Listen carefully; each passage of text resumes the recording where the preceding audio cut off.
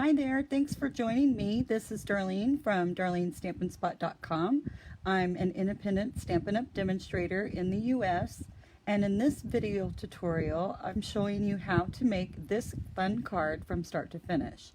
All of the products I'm using are available for purchase in my online store, and this is my current host code. If you do place an order of $35 or more before tax and shipping and use this host code, I will send you a free gift in the mail as my thank you. So let's go through our supplies really quickly. I will have a link to my detailed blog post, which will have a list of all of the supplies that I used along with the written measurements and instructions. So I'm using the Broadway Birthday stamp set along with the Broadway Lights dies. This has been around in the catalog for a couple of years now, and it is retiring. This has been one of my all-time favorite birthday sets. I just love it. It's very versatile, and yeah, it's a lot of fun. So we're using that.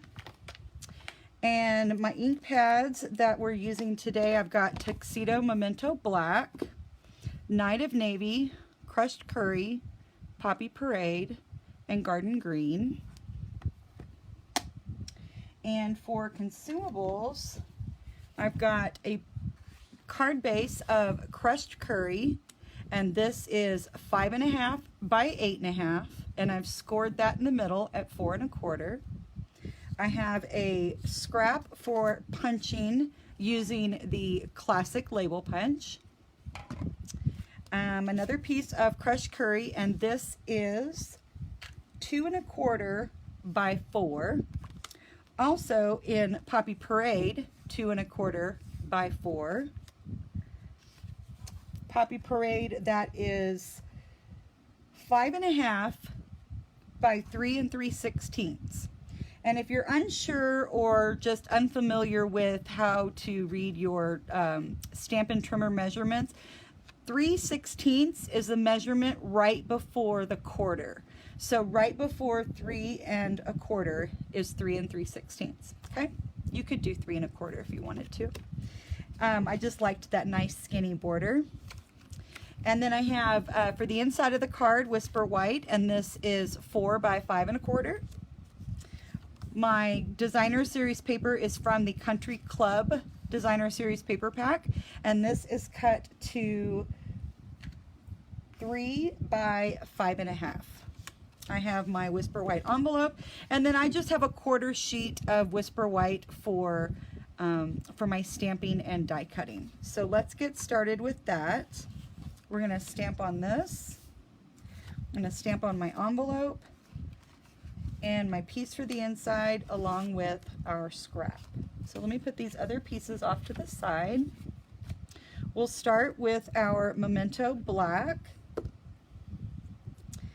And I don't want to get mixed up as to which one. This is the inside. So the smaller piece of Whisper White is your inside piece. And I'm going to start with the balloon string right down here in the left-hand corner. And I'm also going to do that on my envelope.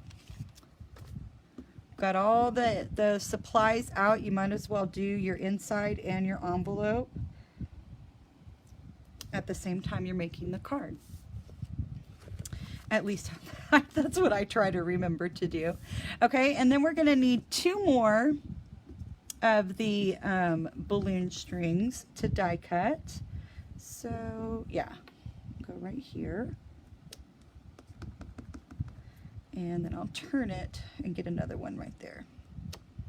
And I think that is it for the black. We will find out, so I won't put it away too far. Done with that stamp. Next is Night of Navy, and this is going to be for the hooray that is inside our marquee sign.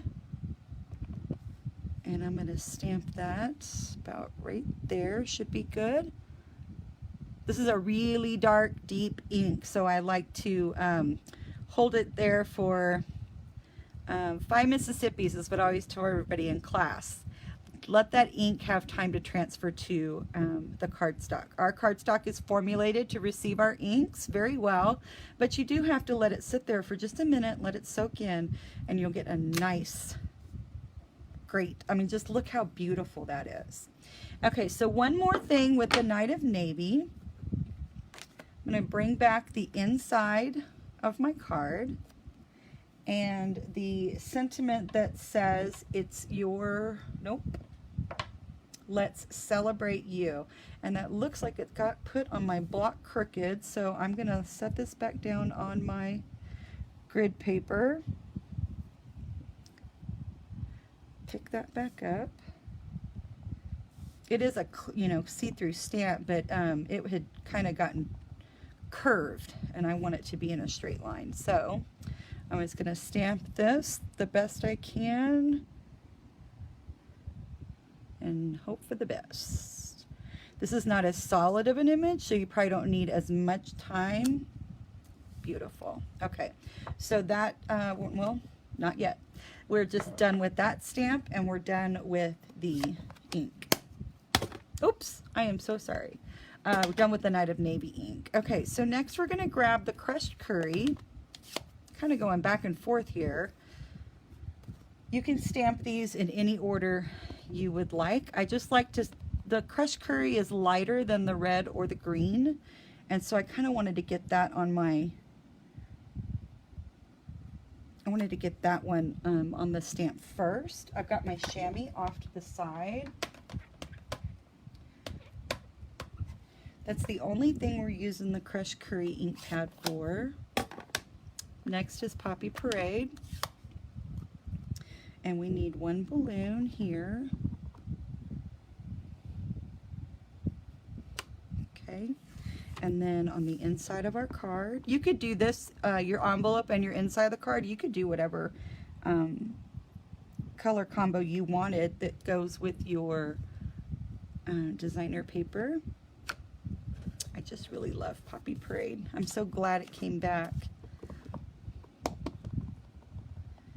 Okay, and I love that you can just stamp that balloon string first and then just stamp the balloon right over it. You don't have to fuss with trying to line up the string exactly on the bottom. It's really an easy set to stamp with. I think that we're finished with Poppy Parade, so let me clean my balloon one more time. And we've got a couple of things to stamp in Garden Green, and then our stamping is done. So we're done with the envelope. I need to bring back in my scrap. Those pieces we're done with. And I'm going to go ahead and stamp that one over here. I don't want to get in the way of my marquee die. So we'll let that one soak in. Beautiful. Okay, so there's that. And then we've got, while we have the ink out, go ahead and stamp our greeting here for the rest of our inside, or our outside sentiment. Goes right there. And that is all of the stamping. So, the classic label punch. I do like to use this whenever I'm cutting out these little bitty sentiments, because I know that I can get it straight on the top and the bottom. And then for this one, I am just going to snip off the ends, but it's much straighter than it would be if I had tried to cut this with scissors or my paper trimmer. Just keeping it real. I don't cut straight lines very well with scissors. So, okay, so we're done with that piece. And now I'm going to take this panel over to my die cutting machine. So this is going to go here. You've got the circle here for the 3 balloons, and then here is the balloon string. And I have actually already done all of that, just to make the video just a little shorter. If you ever have any questions about die cutting, you know, I'm happy to help. So we've got this, and we've got this. I don't know if this piece, that piece is extra. Okay, so the first thing I'm gonna do is I'm gonna glue the red marquee to the crushed curry, the Poppy Parade to the crushed curry. So, and then I'm gonna cut around it so that the crushed curry peeks through like, you know, like the Broadway lights that they would, you know, that would be flashing on a marquee like this, whether on Broadway or in Vegas or what have you. So I just like to kind of add small amounts of my liquid glue to the spaces in between where the circles have been popped out from the die, cut out from the die. It doesn't take much. Okay, and then this will go down on here. Well, it's, so there's something on there, but that's okay because we're going to cover it up.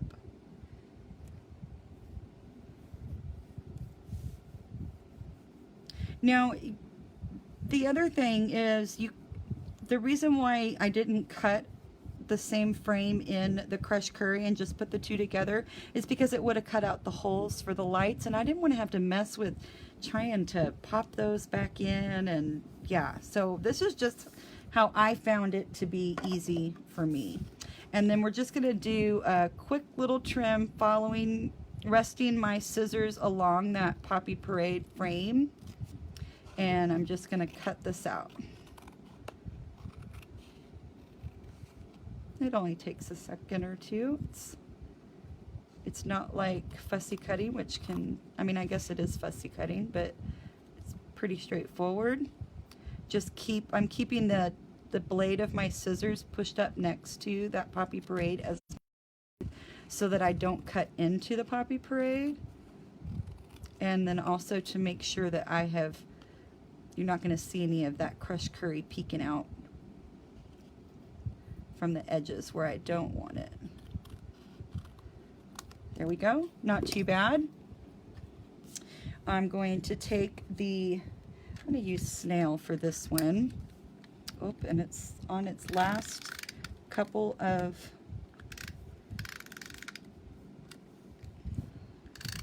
runs, I can tell here. Not much left in that one. Okay, and then I always like to turn it over and press from the back just in case I have any ink on my hands. I won't transfer it to the front of my project. That comes from experience. Okay, so that piece is ready. We're ready to put our card together. So I'm going to take I'm going to leave the snail off to the side and go back to the liquid glue. Because this is such a tight border, I do like to use the glue for this part because it'll help me to be more successful in gluing them together with the amount of border that I want. So, and again, it's a very tiny border on the top and bottom, and it's going to be flush from side to side. And that looks good. So just out of habit, I like to turn things over, and I'm going to take my bone folder and just give that a really nice press. Okay. All right, and then I'm going to bring in my card base, fold it like that, and then fold it like that, and I'm going to make this the inside. I've got another little spot. I don't know what's going on with my crushed curry cardstock. That's okay, we'll just cover it up. So I'm going to give that a good press with my bone folder, and then I'm going to put this piece down just like this. And I'm, eyeballing that it's the same distance from the top and the bottom. Don't stress about it.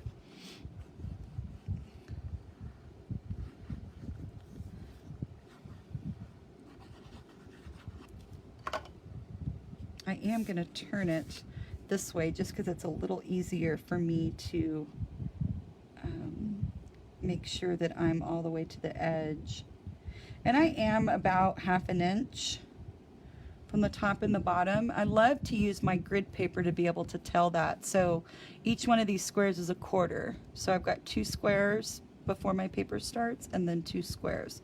So 1/2 inch on the top and 1/2 inch on the bottom. You can purchase grid paper in my online store. I don't typically put it on the supply list. I guess, I don't know, I just hadn't. Okay, so let's go ahead and put our inside piece in. I'm gonna have to move that snail out of my sight because I keep wanting to reach for it. I typically don't use snail a whole lot, but it just so happens that we're on the tail end of our annual catalog. Today is May 14th, 2020. And we have our new annual catalog coming out on June 2nd, or June 3rd, excuse me. And snail is being replaced with a brand new adhesive made by Stampin' Up. So I'm super excited about that. But it also makes me want to use up my snail that I have so that I can buy new stuff and then share that with you guys. Okay, so our little marquee is gonna go off like this. And I kept everything pretty flat. I do have a little piece right here of that crushed curry that I think this is where I started and then ended, and I didn't quite get that edge. So this is kind of going to go like this, and one of the balloons will go up here. Oh, that's something I can do. We can go ahead and let's assemble these, at least to our balloon for now. Just to kind of, I like to get a little dry fit for placement. Come on, there we go, thank you. Just put this up. I'll put it near the bottom where I kind of got my die not quite centered around my image, so we'll cover it up a little bit.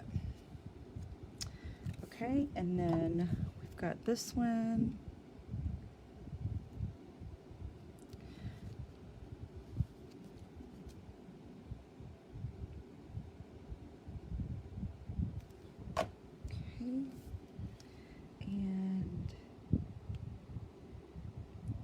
Got that one. So this one's gonna go about right there. I think I might even, it's gonna hang off just a smidge. And then this one's gonna overlap it just a little bit. Like that. And then this one is gonna come down in here like that. So I'm gonna go ahead and put this one down first. Little teeny bit. Don't press real hard and you can get just a little bit coming out. Doesn't take much. It's a great permanent adhesive. And we'll snip off that edge. Oops. Unless I can slide it over, but that's okay. We'll just snip it off. And then we'll do this one.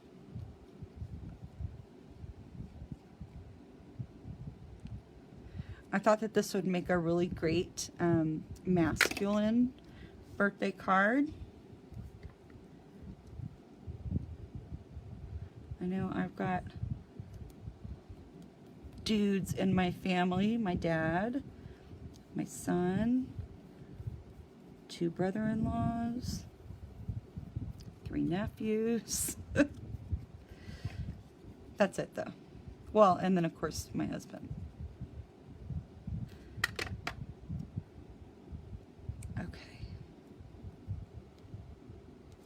And then this one, yep, perfect, love it. We are just about finished. This is gonna go right about there. So like I said, the Broadway Birthday and the Broadway Lights are both retiring, along with this Country Club Designer Series paper. So if you would like to get your hands on any of those items or anything else, you can visit my online store, darleneboardman.stampinup.net, and you can also find me on my blog, darlenestampinspot.com. Get these out of your way. I'm going to bring in some mini dimensionals for the banner and not the banner, for our little piece right here. I don't have a problem picking up the regular dimensionals with my fingers, but these little ones, I can't get my fingers to work. And then I like to just kind of stab the back of that protective backing, get our adhesive exposed and our sentiment turned up the right way. And I think that I'm going to overlap my Y just a little bit, and there's just going to be a little bit of white space right underneath there. And that is it. So there we go. Thank you so much for joining me. If you would like to catch more videos of me here on YouTube, please subscribe to my channel, and you can even turn on notifications so that you'll get notified each time I upload a new video. I also do a Facebook Live video on Thursdays at 2 o'clock Central. You can join me over there, and I thank you so much. Have a wonderful day. Bye.